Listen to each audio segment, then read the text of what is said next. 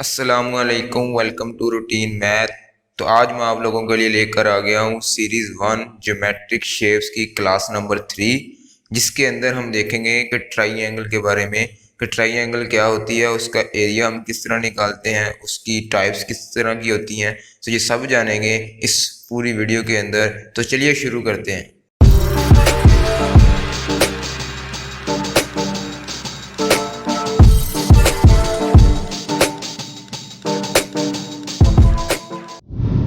Alright, welcome back. तो यहाँ पे सबसे पहले जो है हम ट्राइंगल की डेफिनेशन देख लेते हैं। तो ट्राइंगल को हम उर्दू में तकून भी बोलते हैं।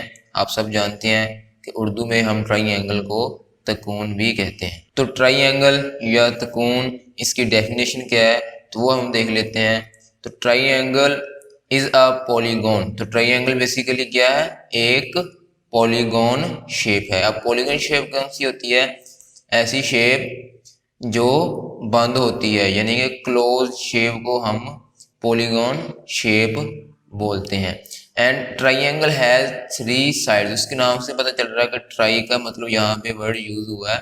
तो ट्राई का मतलब होता है 3 और उसके साथ आ गया वर्ड एंगल। यानी कि ट्राइंगल एक ऐसी शेप है, एक ऐसी पॉलीगॉन शेप है जिसमें 3 एंगल्स होंगे हमारे पास, उसमें 3 हमारे पास साइड्स होंगी और 3 ही उसके वर्सेस होंगे। अब वर्सेस क्या होते हैं? वर्सेस को उर्दू में अगर हम बात करें तो इनको कोने भी कहते हैं हम, यानी कि ऐसा पॉइंट जहां पर दो साइड ऑफ ट्राइंगल जो हैं वो आपस में मीट कर रही हों। जहां पे ट्राइंगल की दो साइडें आपस में टच कर रही होती हैं उसको हम वर्सेस बोलते हैं। सो यानी कि प्रॉपर डेफिनेशन क्या होगी कि triangle is a polygon. A triangle has 3 sides, 3 versus and 3 angles. Next देख लेते हैं कि in geometry a triangle is a closed 2 dimensional shape. अब 2 डिमेंशनल को हम 2D भी बोलते हैं कि ये एक 2D हमारे पास शेप है। ठीक है, यानी कि in geometry a triangle is a closed 2 dimensional shape with 3 straight side. कि अगर हम ज्योमेट्री में ट्राइंगल की बात करते हैं तो ट्राइंगल एक ऐसी शेप है, एक ऐसी शक्ल है जो कि क्लोज होती है, यानी कि वो बंद होगी और उसके साथ साथ उसमें 3 स्ट्रेट साइड्स होती हैं और उसमें साइडें कितनी होती हैं? 3 होती हैं। उसके बाद देख लेते हैं कि सम ऑफ ऑल इंटीरियर एंगल। कि ट्राइंगल के जितने भी अंदरूनी जाविये होंगे उनको अगर हम जमा करते हैं या उनका हम सम लेते हैं तो उसका आंसर जो है वो शुड बी इक्वल टू 180। तो यानी कि ट्राइंगल के तीनों जावियों को जब हम मजमुआ लेंगे तो वो 180 होगा। यानी sum of all 3 angles of a triangle is equal to 180, यानी कि ट्राइंगल के तीनों एंगल्स का सम जो है वो 180 के इक्वल होगा। ठीक है, समझ आ गई है? तो चले चलते हैं फिर आगे। तो यहाँ पे हम देख लेते हैं कि ट्राइंगल दिखने में किस तरह की होती है, ट्राइंगल की शेप जो है वो किस तरह की होती है। तो ट्राइंगल की शेप जो है वो कुछ इस तरह से होती है कि इसमें हमारे पास 3 साइडें होती हैं। अगर ये नंबर 1 साइड है, ये नंबर 2 साइड है और ये नंबर 3 साइड है और उसमें 3 ही एंगल होते हैं। अगर ये एंगल 1 हो हमारे पास, ये एंगल 2 है हमारे पास, ये एंगल 3 है। ठीक है जी, 3 साइड्स होगी हमारे पास। ये नंबर 1 साइड है, ये नंबर 2 साइड है, ये नंबर 3 साइड है।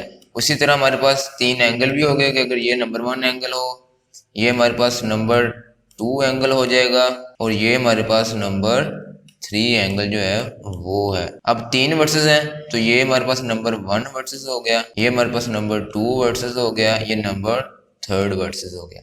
तो हमने यही कहा था कि ट्राइंगल एक ऐसी शेप है जिसमें 3 साइड्स होती हैं और इसमें 3 ही एंगल्स होते हैं और इसके वर्सेस कितने थे? वो भी 3 ही थे, यानी कि इसके कोने भी 3 ही होते हैं। ठीक है, तो इसको जो इसकी एक साइड को जो है वो हम बेस कह देते हैं या उसको हम कायदा भी कहते हैं और इसकी जो हाइट होती है उसको हम आल्टीट्यूड या अमूद कह देते हैं।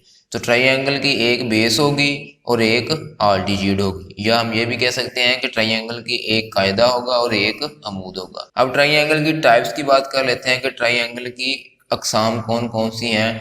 तो सबसे पहले हम ट्राइंगल की अकसाम जो है वो बाय एंगल्स कर लेते हैं। तो एंगल के हिसाब से ट्राइंगल की 3 मेजर टाइप्स हैं। उसमें सबसे पहले जो आ जाती है वो है अक्यूट एंगल ट्राइंगल, उसके बाद आ जाती है राइट एंगल ट्राइंगल उसके बाद आ जाती है ऑब्ट्यूज एंगल ट्राइंगल। सबसे पहले जो एक्यूट है, एक्यूट का मतलब होता है कि ऐसी ट्राइंगल जिसमें एक एंगल जो है वो हमारे पास 90 डिग्री से छोटा होगा। तो ऐसा एंगल जो 90 के जाविये से छोटा होगा उसको हम कहेंगे एक्यूट एंगल। और ऐसा एंगल जिसमें थीटा जो है, यानी कि जो थीटा होता है हमारे पास जाविया, वो 90 के इक्वल आ जाए तो उसको हम बोलते हैं राइट एंगल। तो ऐसी ट्राइंगल जिसमें एक एंगल जो है वो 90 का हो या 90 का हो उसको हम राइट एंगल बोलते हैं। ऐसी ट्राइंगल जिसमें एक एंगल जो है वो 90 से छोटा हो उसको एक्यूट एंगल बोलते हैं।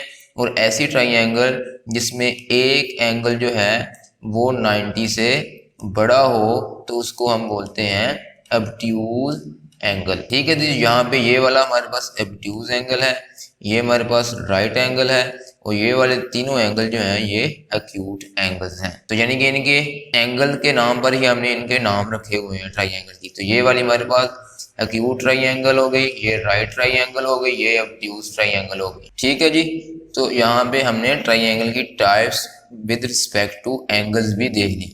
अब हम देखते हैं ट्राइंगल की types with respect two sides, के साइड्स के हिसाब से ट्राइंगल की कितनी टाइप्स होती हैं। तो साइड के लिहाज से भी ट्राइंगल की 3 अकसाम होती हैं या 3 टाइप्स होती हैं।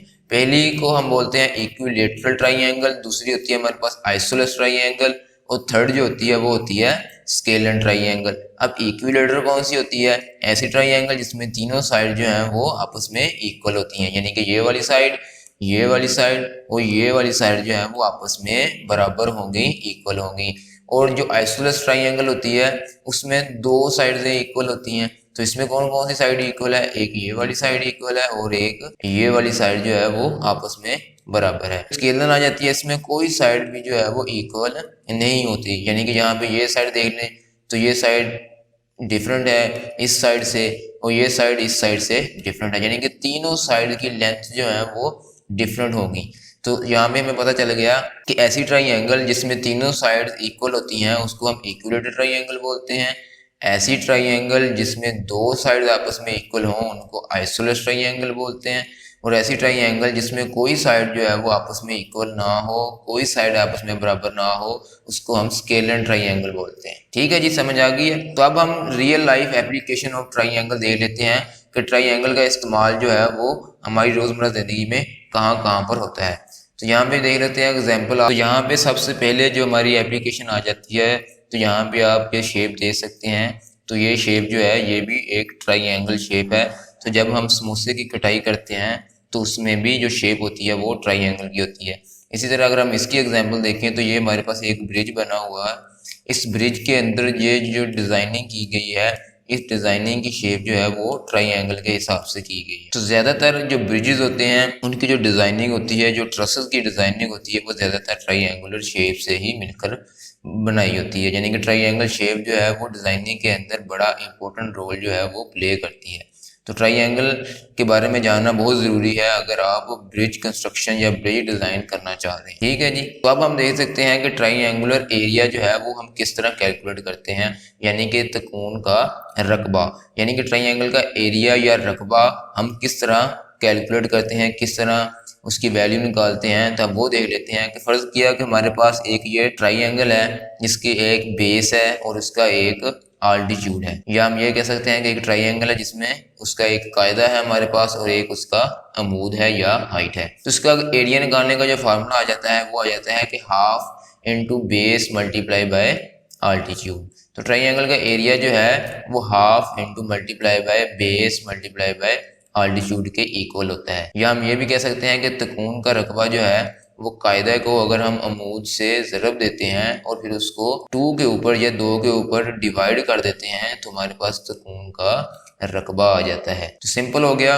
कि तकून का रकबा, ये ट्राइंगल का एरिया निकालने के लिए हम क्या करते हैं कि हम बेस को आल्टीट्यूड के साथ मल्टीप्लाई करते हैं और फिर उसको जो है वो 2 के ऊपर डिवाइड कर देते हैं। ठीक है जी, ठीक है जी। हमने क्या करना है, कायदे और अमूद को आपस में ज़रब देनी है और फिर उसको 2 के ऊपर तकसीम कर देना है, तो हमारे पास तकून का रकबा या ट्राइंगल का एरिया निकल आएगा। उसके बाद हम ट्राइंगल का एरिया निकालने की एक प्रैक्टिकल एग्जांपल ले लेते हैं। तो लेट्स से कि यहाँ पे हमारे पास एक ट्राइंगल है जिसकी जो हाइट है वो 20 फुट है, यानी कि अमूद हमें 20 फुट दे दिया है उसने, और उसकी जो बेस है वो भी हमारे पास 20 फुट है।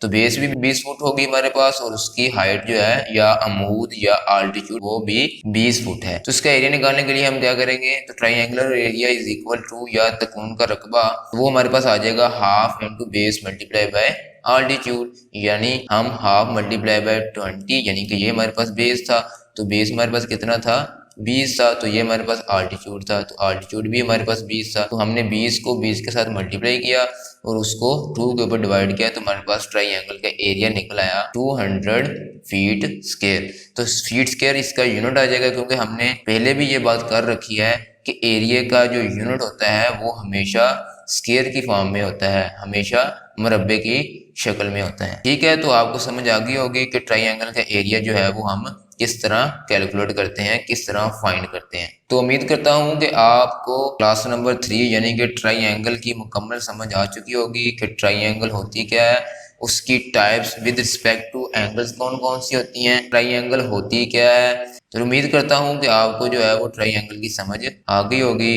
तो फिर मिलते हैं सीरीज की नई वीडियो के अंदर। तो लास्ट पर आप लोगों से एक ही रिक्वेस्ट है कि आपने इस चैनल को सब्सक्राइब कर देना है, ताकि इस सीरीज के मतलब मजीद वीडियो जो है वो आपको मिलती रहे।